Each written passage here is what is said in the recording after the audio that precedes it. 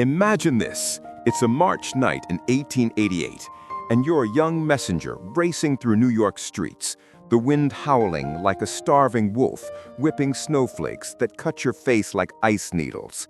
Your thin, soaked shoes sink into knee-deep drifts, and ahead, Broadway, the city's pulsing artery, turns into a silent white tunnel, where streetcars topple like abandoned toys, and crowds of workers, trapped in the chaos, seek shelter in damp basements or tattered awnings.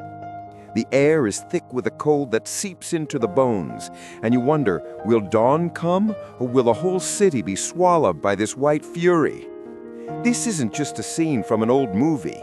It's the heart of the Great White Hurricane, the 1888 blizzard that paralyzed New York for days, killing over 200 people and forcing the city to reinvent its soul. But here's the secret that catches the breath.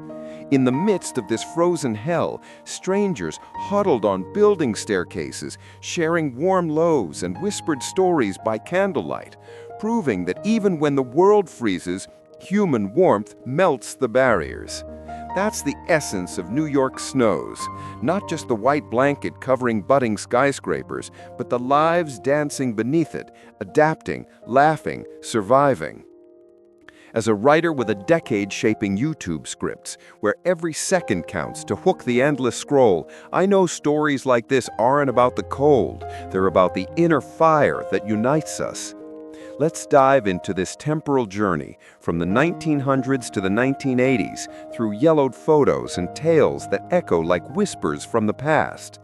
I'll use today's examples, like the 2020 pandemic, when we isolated in apartments, but Zoom connected us like never before, to show how bygone New Yorkers teach us to embrace the unexpected. Prepare to feel embraced by this narrative, like a warm blanket on a winter night. It comforts because it reveals that, deep down, we're all unique flakes in a greater storm. But together, we form something eternal.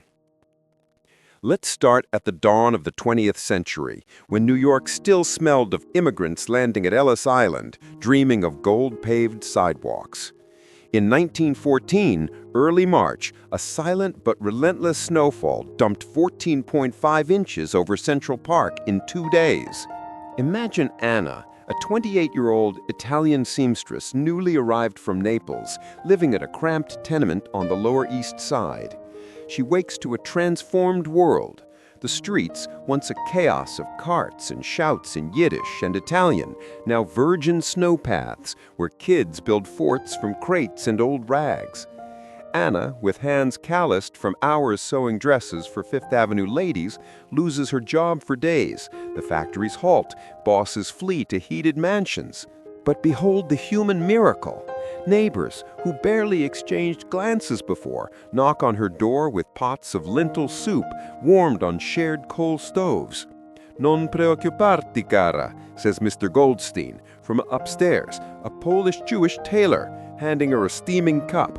Here, winter unites what summer separates. Anna laughs for the first time in weeks and joins an impromptu chorus of Christmas carols, even though it's March, echoing through dark stairwells. Today, think of 2021 lockdown cooking lives, where amateur chefs shared grandma's recipes via Instagram. It's the same spirit, proving forced isolation makes us weavers of invisible bonds. Advancing to 1920, February brings a beast of 17.5 inches that buries Harlem under a thick veil, turning jazz halls into frosty refuges. Meet Marcus, a 35-year-old black trumpeter playing at the legendary Cotton Club before the Depression turned an into legend. The wind howls through cracked windows, and the dispersed crowd, some rich whites in fur coats, others workers like him in patched jackets, gets trapped. Without electricity, lights flicker and die, but Marcus grabs his horn and starts a lantern-lit jam session. The cold bites, but music warms the soul, he'd say years later in a forgotten interview. Women dance in circles, men joke about the white devil trying to freeze their dreams, and for the first time, racial barriers melt a bit. Whites and blacks, rich and poor, united by rhythm defying the snowy silence. It's comforting, isn't it?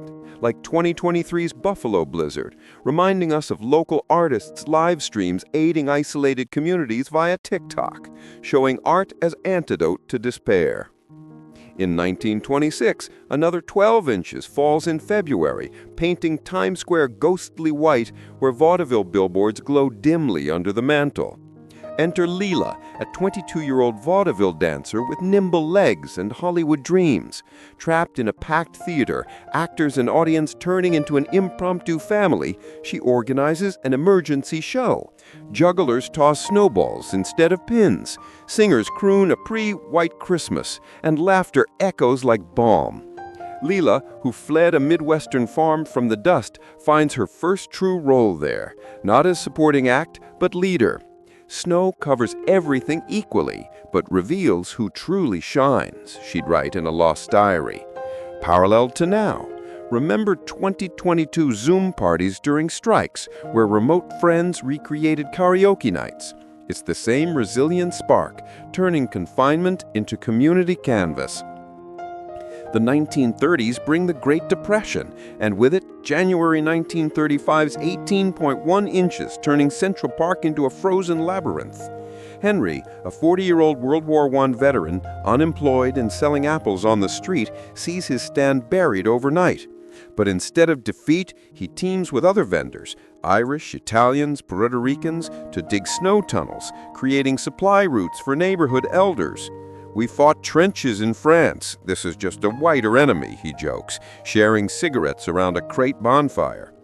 This scarcity-born solidarity warms, like 2024's delivery apps uniting to bring blankets to the homeless during a cold front, proving technology is just Henry's new sled, a means to the greater end, caring for each other.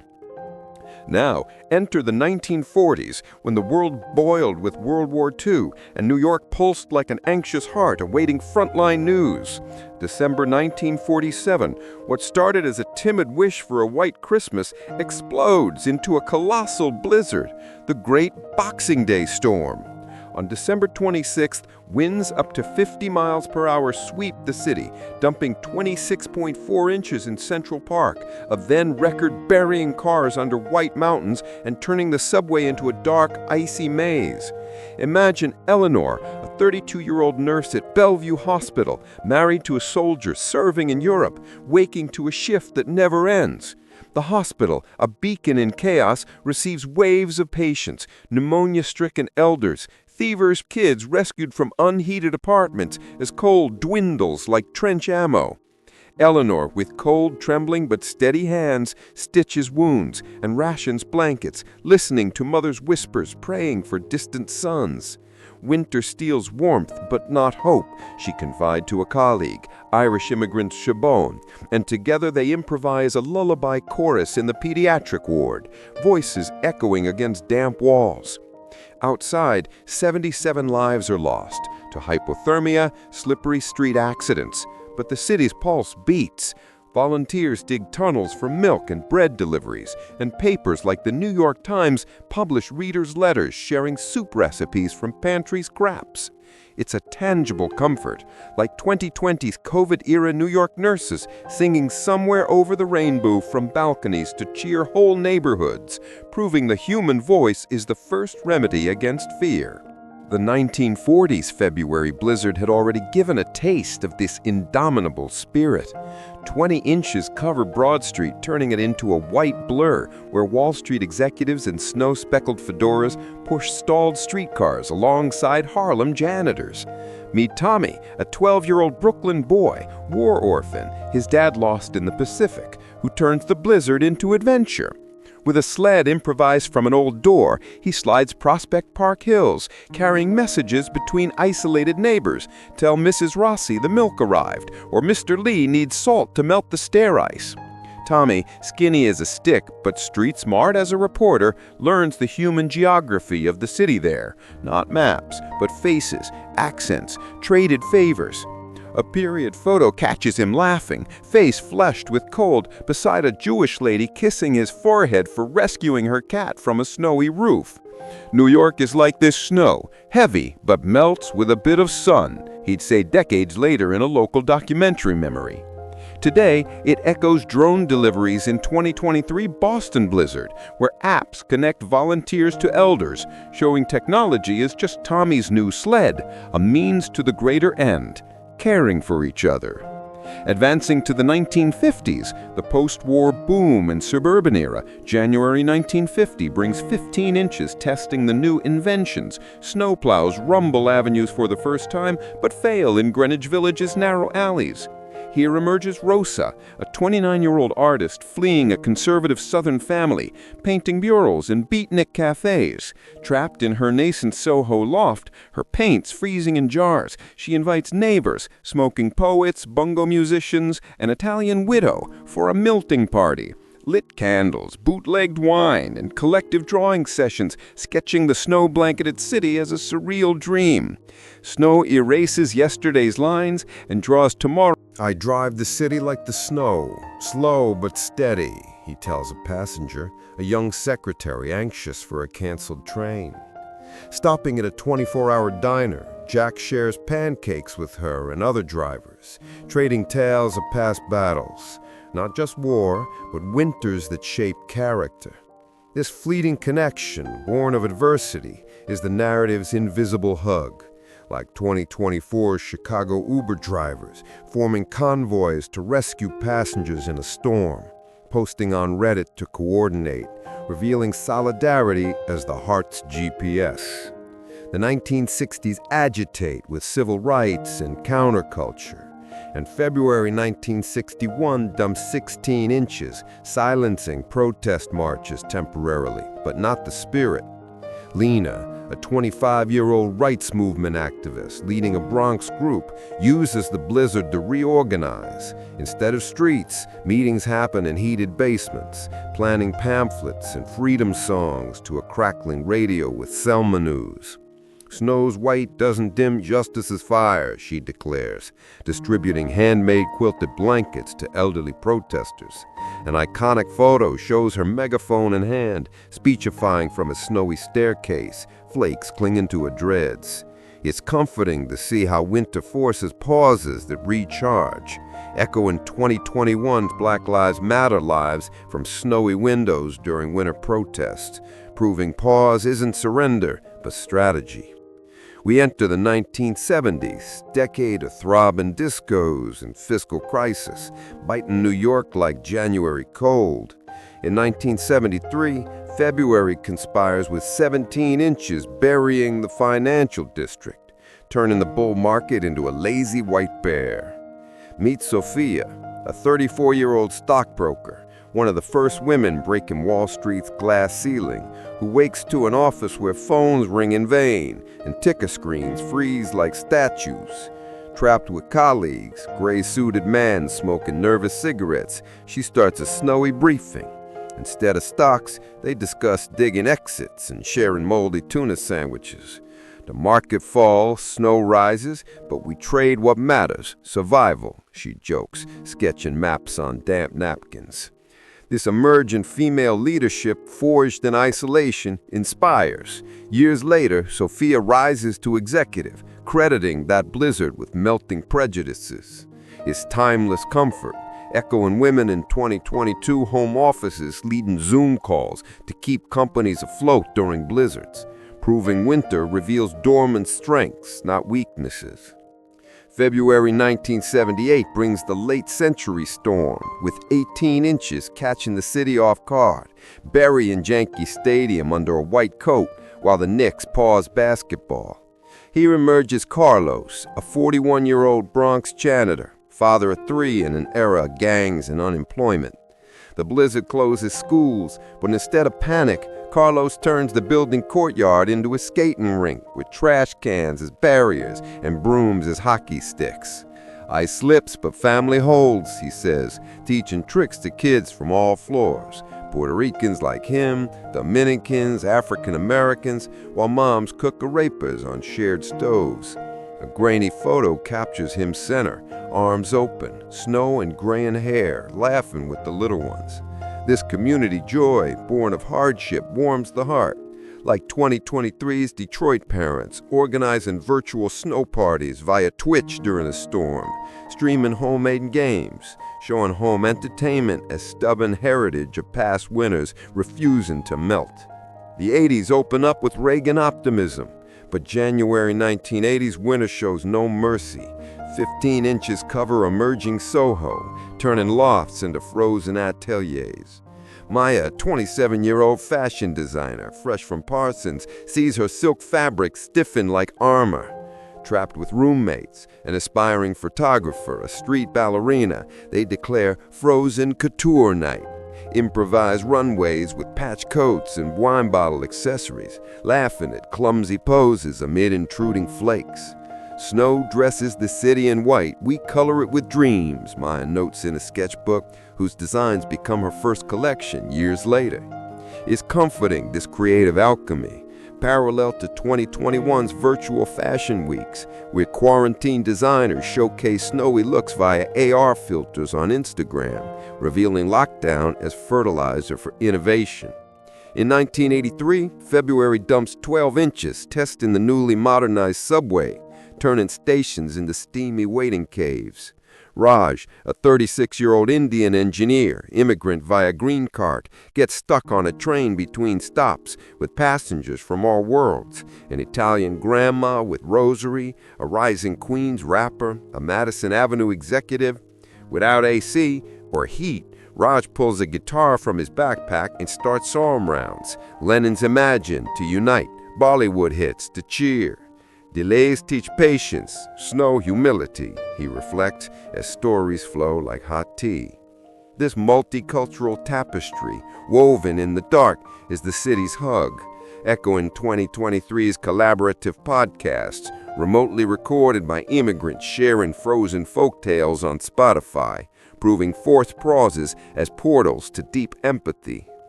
Finally, 1987 closes the era with January's 14-inch blizzard, surprise in Wall Street mid-bull run, paralyzing mergers and acquisitions.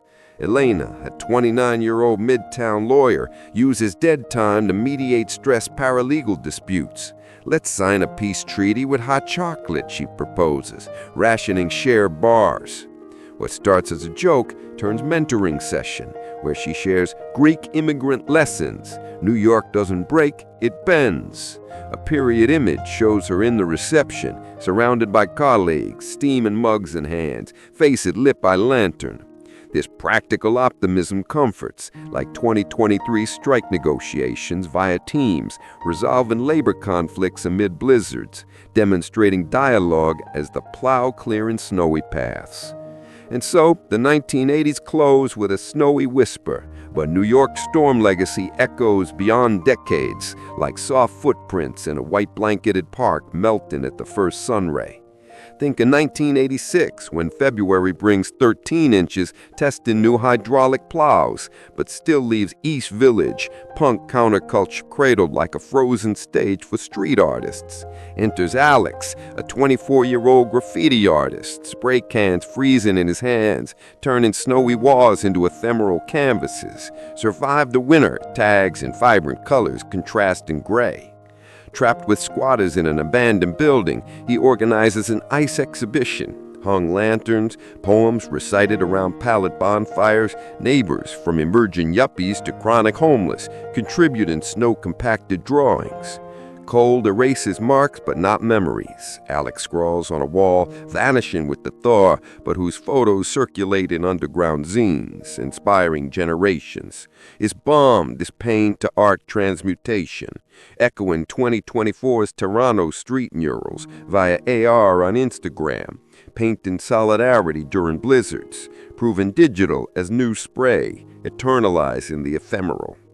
These stories, from Anna sewing bonds in 1914, to Marcus playing jazz in 1920, to Alex graffitiing in 1986, weave a human tapestry over history's white mantle. New York, the city that never sleeps, learned from each flake that winter is an enemy, but teacher. It teaches to pause, share, reinvent. From 1888 snows forcing the city to bury telegraph wires underground to avoid future collapses, to 1947's blizzards accelerating mass central heating adoption, each storm shaped more resilient skyscrapers, deeper subways, tighter communities. But the true miracle isn't in machines or laws, it's in people. They, like you and me, found in cold the reminder that vulnerability is a bridge, not an abyss. Today, in a world of app alerts and drone deliveries, like 2023's blizzard seeing New York use AI to predict drifts and coordinate rescues, we see echoes of those days. Technology amplifies what the heart always knew, that a simple gesture, a shared laugh, melts the deepest isolation. Now pause a moment and feel this. Close your eyes and picture yourself there, on a 1950 snowy street with Rosa and friends scribbling dreams in a frosty loft, or in 1978 skating with Carlos in the Bronx, air biting but chest warm with laughter. These old photos, yellowed by time, aren't just cold pixels. They're portals to timeless human warmth. They comfort because they show that no matter how fiercely the wind howls, be it 1888's blizzard or a 2025 layoff storm, we emerge stronger, intertwined. The city changed, from steam streetcars to electric Ubers, ration coals to rooftop solar. But the essence remains. New York is the mirror of our collective resilience, a reminder that winter always passes, leaving spring buds. And here's the reflection that lingers.